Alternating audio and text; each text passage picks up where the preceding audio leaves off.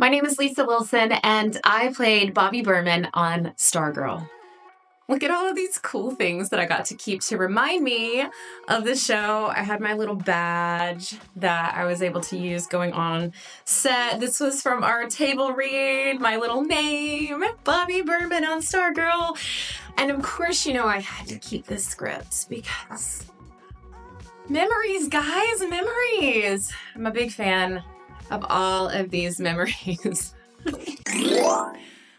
Okay, Bobbie Burman, baby. Woo! Now, Bobbie was one of my favorite characters that I've ever played, and it's because she is so complex and interesting. She was kidnapped from her previous life, which is revealed in a later episode in season 2, and she was thrust into this villain universe that was not the norm for her, and she was constantly fearing for her life. Now, how did I get there? So I like to pull from personal history whenever I'm creating characters. And for me, Bobbie was fairly easy because of the fact that I had past experience in an abusive relationship where I was always fearing for my safety. So I was able to take that time in my life and insert it into Bobbie's reality in a way that made it real and honest. And so when you see her afraid, she's legitimately afraid. I was pulling from a place of history. And I feel like it really brought her to life beautifully. The audition process for Bobbie was pretty straightforward. I got the casting and I was completely wrong for the breakdown. So one of the things that we're often told is even if you don't match the breakdown, do the audition anyway, because you never know what they're looking for. And sometimes they don't know what they're looking for until you show them. And Bobbie Burman was that exact situation. So the breakdown read about 10 years older than what I play on screen. And I read it and I was like, oh, this is not the role for me, but whatever, I'll do it and we'll see what happens. And at the time I had no idea that she was going to be so heavily recurring throughout the first season and then come back in the second season and have such a fun fight scene at the end. And that was my favorite episode, actually, whenever Bobbie got to just play and I got to dance and fight and drink wine from a bottle. And it was just great. It was one of my most favorite experiences on set. But back to the audition. Typically when I've booked roles, it's been within a short window of time after doing the audition, within a week or two. But Bobbie was different. I didn't book Bobbie until roughly a month and a half after the initial casting. In fact, when my agent called me to tell me that I had booked the part, I was like, wait, which one was Bobbie? I don't remember.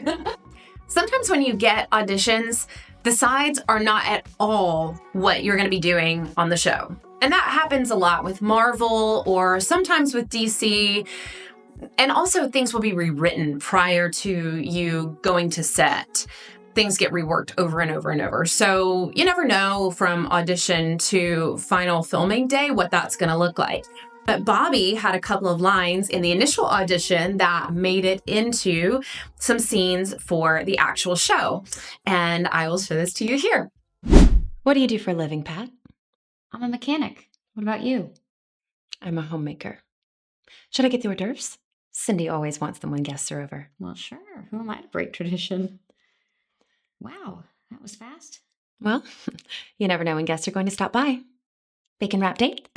You've really got a beautiful house here, Bobbie. Thank you. What do you do for a living, Pat? Well, I'm He's a a mechanic. doctor. Identity and origin unknown. What do you do? What about you? I'm a mother, a homemaker. Right. I used to do other things, but there's nothing as important as raising a child. Oh, tell me about it. May I trouble you for a glass of water? Of course. Can I get you anything, Pat? No, thank you. So what about Cindy's dad? Is he still in the picture? Are you flirting with me, Pat? No, sorry. Just a few more twists to the old wrench. Well, this ought to do it. It all looks good from here.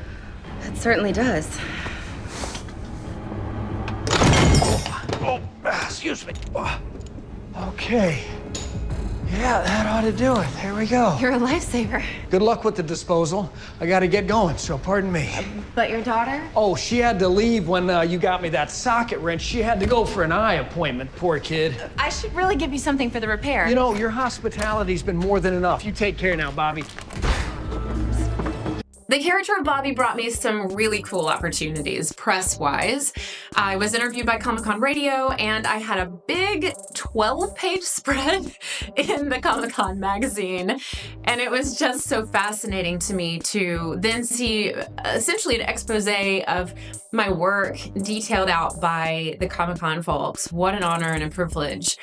And Bobbie Burman did that for me. This role was the first time that I had the opportunity to be a part of a cast family. I'd always wanted to play a series regular. I'd wanted to be a part of a show on an ongoing basis. And I'd never had that opportunity until Bobbie Burman came along. And I wasn't a series regular. I was a recurring guest on the show, but it gave me the opportunity to be a real part of the Stargirl family. And that was very special to me. And the truth of the matter is there's no other place that I'd rather be than on set and part of a project that's telling a really fun and unique story. And I'm such a fan of sci-fi too. And I love all of the superhero shows because that's just the genre that I tend to be obsessed with the most. I'm a child at heart. I mean, I'm an actor.